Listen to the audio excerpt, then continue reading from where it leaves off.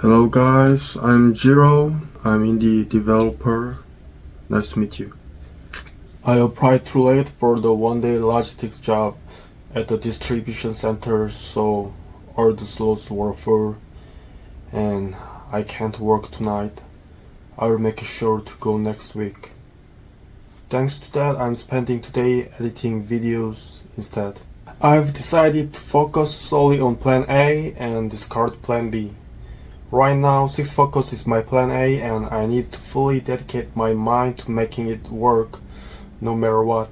Today I watched a Korean developer's YouTube channel and saw that he had uploaded quite a lot, over 60 videos about development. It made me feel a bit down. The view counts were quite low and perhaps due to a loss of motivation, the upload gap has now stretched to over 6 months.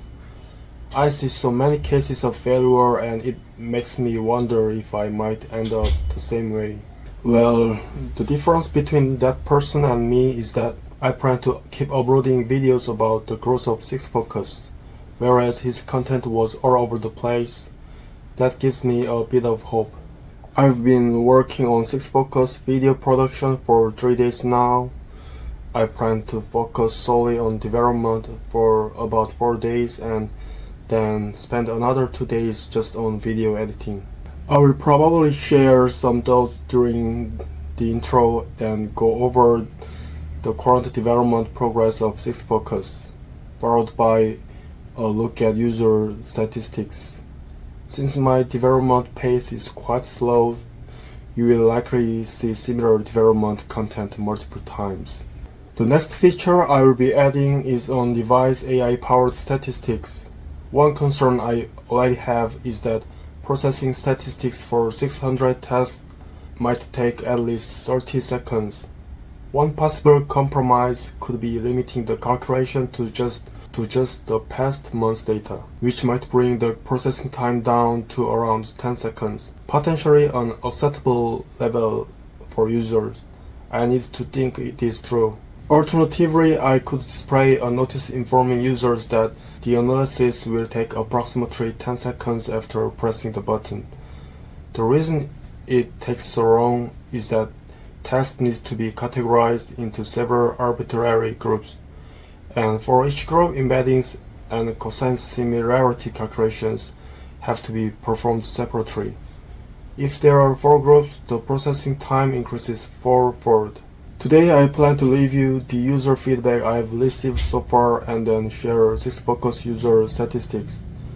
If it weren't for these supportive users, I probably would have given up on SixFocus. Thanks to them, I realized that there is a real need for this service in the world, and it motivates me to refine it even further. This person stands out in my memory. She suggested the custom quotes feature and the domain feature to me. She also left a review on the App Store based on the suggestion about the custom quotes feature. I assumed it was the same person. This person suggested that completed tasks should not count toward the 6 task limit. At first, I was concerned that this might break the app's core concept, but I addressed it by introducing a fully completed status. When a task reaches the completed state, a fully complete option becomes available. If the task is marked as set in stone, it can no longer be edited, but it will no longer count toward the 6 task limit. I received feedback that he liked. It feels great. He suggested adding a button to move tasks from the week list to the today list. It was a reasonable suggestion, so I implemented it. For example, if app development is on the week list, it might need to be executed repeatedly. Having the option to move it to the today list makes things more convenient. But he also suggested adding a feature to move tasks from the today list to the week list.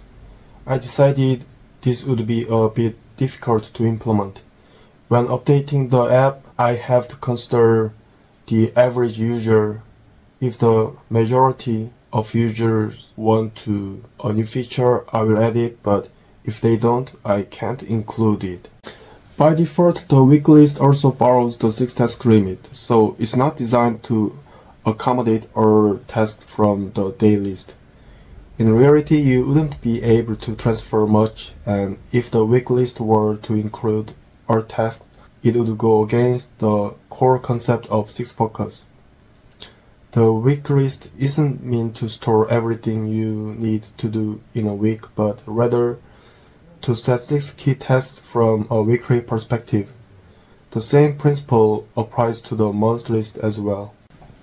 So I've mentioned my recommendation in the app's information section, but I'm not sure how many people will actually read it. Basically, for recording all tasks, users should rely on their full management system, while SixFocus should be used as a tool to identify and track the tasks that require the most focus. This person requested an option to increase the font size for quotes. I was happy to hear that she liked the quotes feature. Since it wasn't a difficult request, I was able to implement it quickly.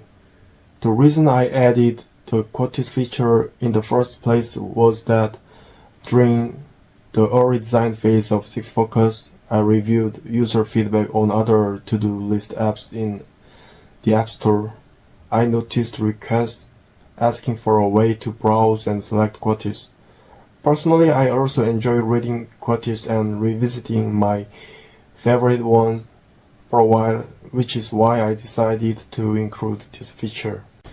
This person liked the widget feature. The widget displays today's to-do list and allows tasks to be marked as complete. There is no issue when using a single device, but when using 2 or more devices simultaneously, a sync issue can occur. What he is requesting is for the sync to work properly. However, SixFocus primarily uses Swift data for local storage and integrate it with CloudKit for real-time synchronization. However, structurally, synchronization with CloudKit only happens while the app is running. This means that the widget data syncs only when the app is opened. But even this isn't enough. After opening the app, you need to make some kind of change, such as modifying or creating a task for the widget data to refresh. The widget and the app don't sync in real time either. Instead, when a task is updated in the app must send a request to the widget to refresh the data, since a change has occurred. Fundamentally, fulfilling this request isn't possible with just the Swift data structure. To make it work, SixFocus would need its own server to store all user tasks, and the server would have to handle displaying tasks on the widget. Only then would this request be feasible to implement. Unfortunately, this is not a feature I can realistically implement at this time. The reason SixFocus can offer its core features for free is that it utilizes Swift data and the user's CloudKit private space, both of which can be used at no cost. For now, the best option is to primarily use the widget on a single device, or if you want to use it on another device, open the app to refresh the widget manually. This is the current app statistics. It's somewhat discouraging. There have been 280 app installations, but this includes updates and duplicate installations.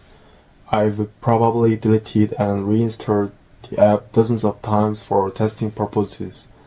Also, considering the multiple updates, the actual number of users is likely much lower than this. Sales are listed as $28, which is my total revenue. However, this figure includes refunded amounts as well. There have been a total of 6 purchases, with 1 refund among them. Considering the refund, the actual number of purchases is 5, and my total earnings so far amount to $21. In-app purchases refer to the total number of in-app transactions. At first, I thought this might be a hopeful sign, but I was mistaken. I had distributed 100 promo codes for ad remover, and this figure includes transactions made using those promo codes as well. There were 65 free transactions.